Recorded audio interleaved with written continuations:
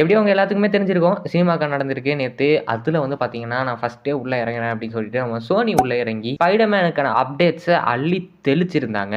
நம்ம beyond the ஸ்பைடர்வர்ஸ்க்கான அப்டேட்டும் and Tom Haaland நடிக்கிற அந்த ஸ்பைடர்மேன் 4க்கான அப்டேட்டும், அதோடைய டைட்டிலு, அதோடைய ரிலீஸ் டேட் எல்லாத்தையுமே அனௌன்ஸ் பண்ணிட்டாங்க. எப்படியோ 2026 வந்து பார்த்தீங்கன்னா, சிறப்பா அமைய போகுது. அண்ட் அதுலயும் ஸ்பைடர்மேன் ஃபேன்ஸுக்கு வந்து பார்த்தீங்கன்னா, ஃபுல்லா மஜா மேல மசாஜ்ங்கிற மாதிரி ஏகப்பட்ட ப்ராஜெக்ட்ஸ் வெளியாக போகுது.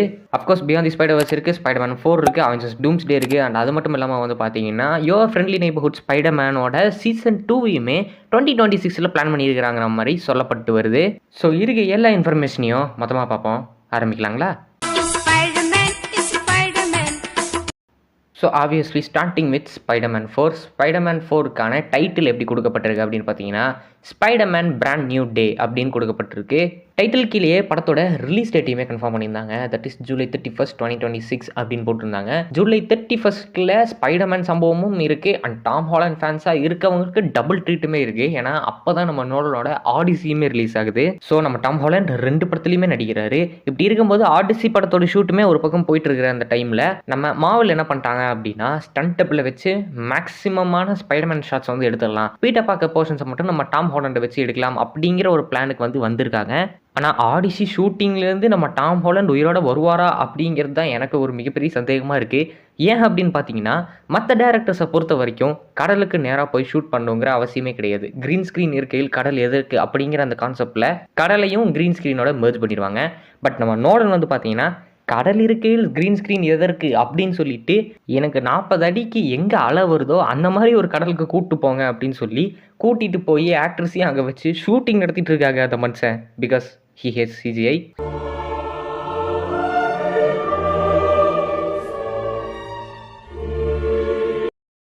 ஸோ ஆடிசி ஷூட்டிங்லேருந்து நம்ம டாம் ஹாலண்ட் தப்பிச்சு வந்தாருன்னா நம்ம ஸ்பைடர்மேன் 4ல பார்க்கலாம். இந்த டைட்டில் ரிவீல் போஸ்டரில் வந்து பார்த்தீங்கன்னா, ஸ்பைடர்மேனோட அந்த ஃபாண்ட் பயங்கர கிளாசிக்காக வந்து அமைஞ்சிருக்கு. ஏன்னா இந்த ஃபாண்ட் காமிக் அக்யூரேட்டான அந்த ஸ்பைடர்மேன் ஃபாண்ட்டாக வந்து இருக்குது. இது வரைக்கும் வந்திருக்க எந்த ஒரு ஸ்பைடர்மேன் இன்க்ளூடிங் நம்ம டோபி, ஆண்ட்ரூ அண்ட் டாமோடது எதுவுமே வந்து பார்த்தீங்கன்னா காமிக் அக்யூரேட்டாக அமையலை. அவங்களே டிசைன் பண்ண ஒரு ஃபாண்ட்டில் வந்து ஸ்பைடர்மேன் அப்படின்னு போட்டிருப்பாங்க. ஆனால் இந்த ஃபாண்ட்டில் அப்படி இல்லை. It looks classic. ஆக்சுவலி வந்து பார்த்தோன்னா பிராண்ட் நியூ டே அப்படின்னு ஸ்பைடர்மேனுக்கான ஒரு காமிக் அப்படிங்கிறது இருக்க தான் செய்யுது. இது வந்து ஒன் மோர் டே அப்படிங்கிற அந்த காமிக்கு அப்புறமா வந்த காமிக்கு. ஸ்பைடர்மேன் நோ வே ஹோம் படமும் இந்த ஒன் மோர் டே காமிக்கும் கிட்டத்தட்ட சிமிலராக தான் இருக்கும். ரெண்டுலேயுமே சிமிலரான இன்சிடென்ட்ஸ் தான் நடக்கும். பட் காமிக் புக்குக்கும் லைவ் ஆக்ஷன் அடாப்டேஷனுக்கும் சின்ன சின்ன டிஃப்ரென்ஸ் அப்படிங்கிறது இருக்க தான் செய்யும். அப்படி பார்க்குறப்போ இந்த ஸ்பைடர்மேன் பிராண்ட் நியூ டே அப்படிங்கிற இந்த படமும் அந்த பிராண்ட் நியூ டே காமிக்கை அடாப்ட் பண்ணி எடுக்கப்படுறதா இருக்கலாம்.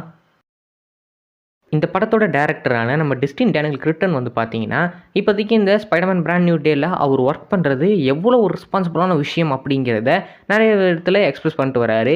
அண்ட் அவரோட ஒரு வயசில் அவர் ஃபஸ்ட்டு சொன்ன வேர்டும் ஸ்பைடர்மேன் அப்படிங்கிற மாதிரி தான் மென்ஷன் பண்ணியிருக்காரு. அண்ட் அது மட்டும் இல்லாமல் இது வரைக்கும் நம்ம பார்த்த ஸ்பைடர்மேன் படம் மாதிரி இது இருக்காது, இது கம்ப்ளீட்டாக டிஃப்ரெண்ட்டான ஒரு ஸ்பைடர்மேன் படமாக அமையும் அப்படிங்கிற மாதிரியுமே மென்ஷன் பண்ணியிருக்காரு. இந்த ஸ்பைடர்மேன் படத்தோட டீமுமே வந்து பார்த்தீங்கன்னா, இந்த படத்தில் இருக்கக்கூடிய வெப் ஸ்விங்கிங்கு, சூட்டு, எமோஷன், ஈவெண்ட்ஸு எல்லாத்துலேயுமே நாங்கள் வந்து முழுமையான ஒர்க் வந்து போட்டுட்ருக்கோம். அண்ட் இந்த சம்மரில் ஷூட் பண்ணுறதுக்கு நாங்கள் மிகவும் எக்ஸைட்டடாக இருக்கோம் அப்படிங்கிற மாதிரி அவங்களோட ஃபீலிங்ஸுமே எக்ஸ்பிரஸ் பண்ணிட்டு வராங்க. நிறைய ஆர்டிகல்ஸ் இந்த விஷயத்தை வந்து சொல்லிட்டு வராங்க. இந்த பிராண்ட் நியூ டே படத்தில் வில்லனாக வரப்போகிறது மிஸ்டர் நெகட்டிவ் அப்படிங்கிற மாதிரி தான் என்னுடைய கெஸ் வந்து இருக்குது. இது ரொம்ப நாளைக்கு முன்னாடியே நம்ம ஒரு ஷார்ட் வீடியோவில் வந்து பேசியிருந்தோம். இந்த ஸ்பைடர்மேன் 4ல் இது வரைக்கும் அப்பியர் ஆகாத ஒரு வில்லனை தான் கொண்டு வரணும் அப்படிங்கிற பிளானில் வந்து இருக்காங்க. இன்சாமினியாக்கோட ஸ்பைடர்மேன் கேம்ஸில் மிஸ்டர் நெகட்டிவ்க்கு வாய்ஸ் ஓவர் கொடுத்த அந்த வாய்ஸ் ஆர்டிஸ்ட் வந்து பார்த்தீங்கன்னா, இந்த ஸ்பைடர்மேன் 4 படத்தில் நடிக்கிறதுக்கு இன்ட்ரெஸ்ட் காட்டிகிட்டு இருக்காரு அப்படிங்கிற மாதிரி நம்ம முன்னாடியே ரொம்ப நாளைக்கு முன்னாடி ஒரு ஷார்ட்ஸில் வந்து பேசியிருந்தோம். ஆனால் இப்போ கிடைச்சிட்டு ஒரு அப்டேட்ஸ்லாம் வந்து பார்த்திங்கன்னா 30+ இருக்கக்கூடிய ஒரு ஃபீமேல் ஆக்ட்ரஸை வந்து வில்லனாக இந்த படத்துக்கு தேடிட்டு இருக்கோம் அப்படிங்கிற மாதிரி சொல்கிறாங்க.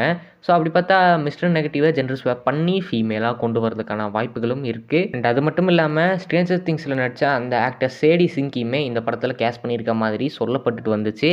அண்ட் அவங்க ஒன்றா பிளாக் கேட்டாக வரலாம், இல்லை ஜாக்பாட்டாக வரலாம், அப்படி இல்லைனா மேரி ஜேனோட வெர்ஷனாகவே வரலாம் அப்படிங்கிற மாதிரி நிறையா தியரிஸ் வந்து சொல்லப்படுது. இனிமே ஸ்பைடர்மேன் பிராண்ட் நியூ டே பற்றின அப்டேட்ஸ், டீட்டெயில்ஸ் எல்லாமே இவ்வளோ தான். இதை தொடர்ந்து ஸ்பைடர்மேன் பியாண்ட் தி ஸ்பைடர்வர்ஸ் இது வந்து பார்த்திங்கன்னா ஜூன் 4, 2027 ரிலீஸ் ஆகிடும் அப்படிங்கிற மாதிரி கன்ஃபார்ம் பண்ணப்பட்டுருச்சு. அண்ட் அது மட்டும் இல்லாமல் இந்த படத்துக்கான ஃபர்ஸ்ட் லுக் போஸ்டர்ஸையுமே ரிலீஸ் பண்ணியிருந்தாங்க. அதில் வந்து பார்த்தீங்கன்னா மைல்ஸ் மொரலஸுடைய சூட் டேமேஜ் ஆகி அண்ட் அவர் அப்சைட் டவுனாக சேடாக இருக்க மாதிரியான ஒரு ஃபர்ஸ்ட் லுக் வந்து ரிலீஸ் பண்ணியிருந்தாங்க. அது மட்டும் இல்லாமல் நம்ம ப்ராவலர் மைல்ஸுக்கும் ஸ்பைடர்மேன் மைல்ஸுக்கும் ஒரு ஃபேஸ் ஆஃப் அப்படிங்கிறது அமைய போகுது. அண்ட் அது மாதிரியான ஒரு போஸ்டரையுமே ரிலீஸ் பண்ணியிருந்தாங்க. மைல்ஸ் அப்புறம் குவென் இருக்க மாதிரியுமே ஒரு போஸ்டர் வந்து ரிலீஸ் ஆகியிருக்கு. ப்ராவலர் மைல்ஸுக்கான தனியான ஒரு போஸ்டரையுமே வந்து ரிலீஸ் பண்ணியிருக்காங்க. சினிமாகான் போயிட்டு சோனி சம்பவங்கள் செஞ்சுட்டு வந்துட்டாங்க. சிலந்தியா வாரமாக இந்த வாரத்தை வந்து அமைச்சு விட்டுட்டாங்கன்னு தான் சொல்லணும். இந்த ஃபர்ஸ்ட் லுக் போஸ்டர்ஸில் இருக்கக்கூடிய அனிமேஷன் வந்து பார்த்தீங்கன்னா எனக்கு பயங்கர ஃப்ரெஷ்ஷாக ஃபீல் ஆகுது. ஏன்னா இந்த படத்துடைய டீம் வந்து பார்த்தீங்கன்னா பயங்கர ஹார்ட் ஒர்க் போட்டு புதுசான ஒரு அனிமேஷன் டெக்னிக்கில் ஒர்க் பண்ணிகிட்டு இருக்காங்க. இந்த படத்தை டேரெக்டாக அக்ராஸ் தி ஸ்பைடர்வர்ஸோட கனெக்ட் பண்ண போகிறாங்க. ஏன்னா அக்ராஸ் தி ஸ்பைடர்வர்ஸ் ஒரு கிளிஃப் ஹேங்கரில் வந்து முடிஞ்சிருந்தது. அண்ட் அதுக்கப்புறமா இந்த beyond the Spider-Verse kick of ஆகிற மாதிரி காமிக்கப்படும்.